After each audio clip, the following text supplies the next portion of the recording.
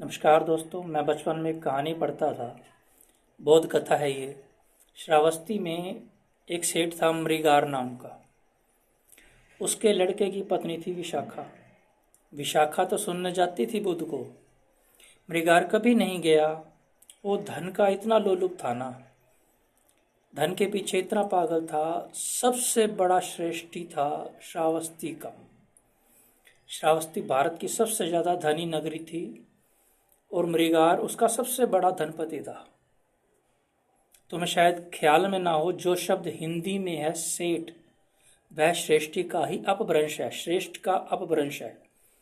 अब तो सेठ गाली जैसा लगता है, लेकिन कभी वह श्रेष्ठतम लोगों के लिए उपयोग किया जाता था ये शब्द सेठ। नगर का सबसे बड़ा श्रावस्ती का सबसे श्रेष्ठ मृगार नाम का वो आदमी, लेकिन कभी बुद्ध को सुनने नहीं गया। वो विशाखा उसकी सेवा करती थी, अपने ससुर की उसके लिए भोजन बनाती, लेकिन विशाखा को सदा पीड़ा लगती थी कि ये ससुर बूढ़ा होता जाता है और बुद्ध के वचन भी इसने नहीं सुने।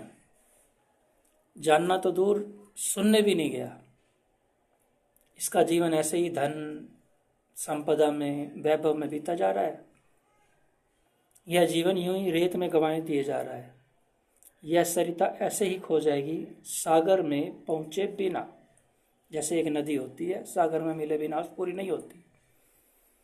तो एक दिन जब मृगार भोजन करने बैठा तो विशाखा उसे भोजन परोसती थी, तो वह कहने लगी, तात, भोजन ठीक तो है, सुस्वादु तो है।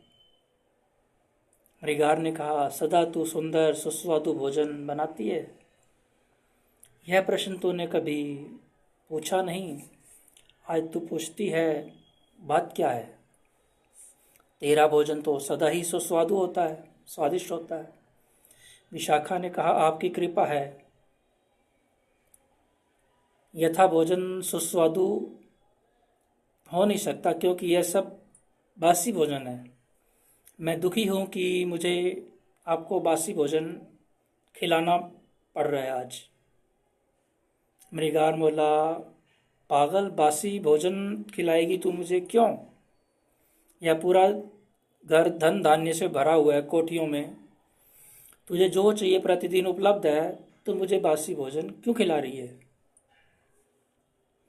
उसने कहा कि मैं वह नहीं कह रही, आप समझे नहीं। यह जो धन धान्य है शायद होगा आपके पिछले जन्मों के पुण्यों के कारण, इसलिए इस जीवन में तो मैंने आपको कोई पुण्य पुरुषार्थ करते देखा नहीं है।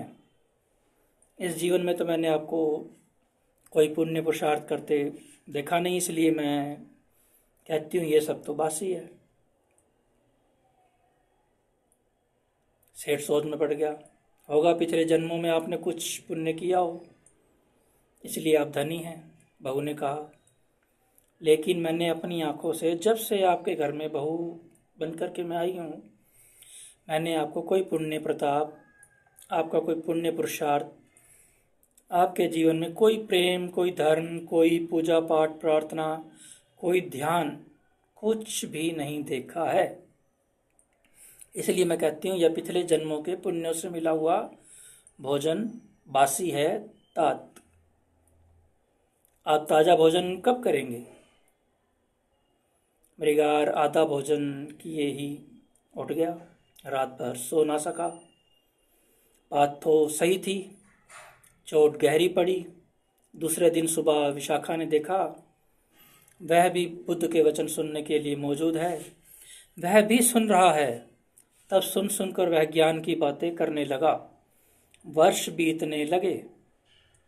पहले वह ज्ञान की बातें ना करता था, अब वह ज्ञान की बातें करने लगा, लेकिन जीवन वैसे का वैसा रहा। फिर विशाखा ने कहा कि तात, अब भी बासा भोजन ही कर रहे हैं आप। अब आप ज्ञान का बासा भोजन कर रहे हैं।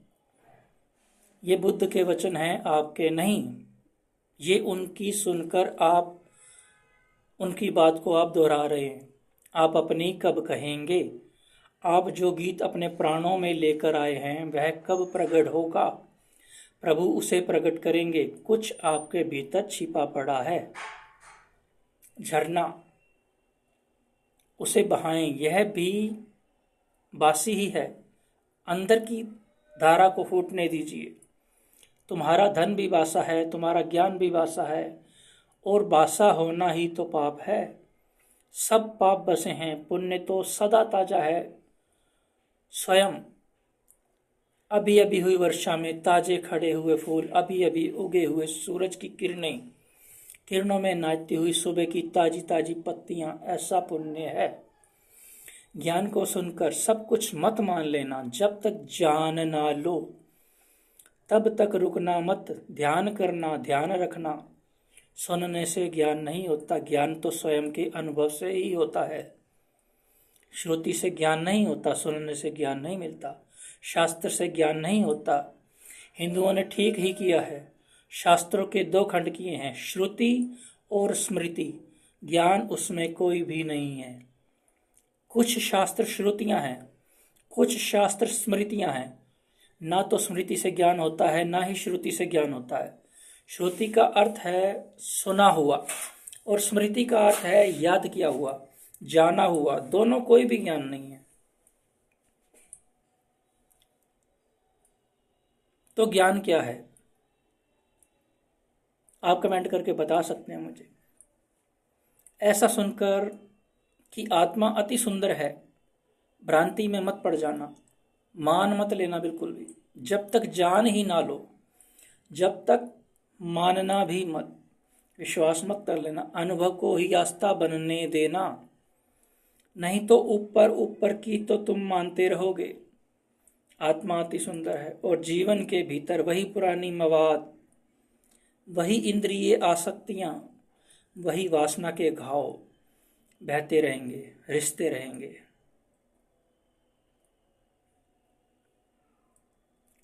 आप ही बताइए कि असली ज्ञान क्या है? कमेंट में जरूर बताएं। वीडियो अच्छा लगे, कहानी अच्छी लगे तो शेयर जरूर करें। धन्यवाद। आप सभी को मेरा सादर नमन।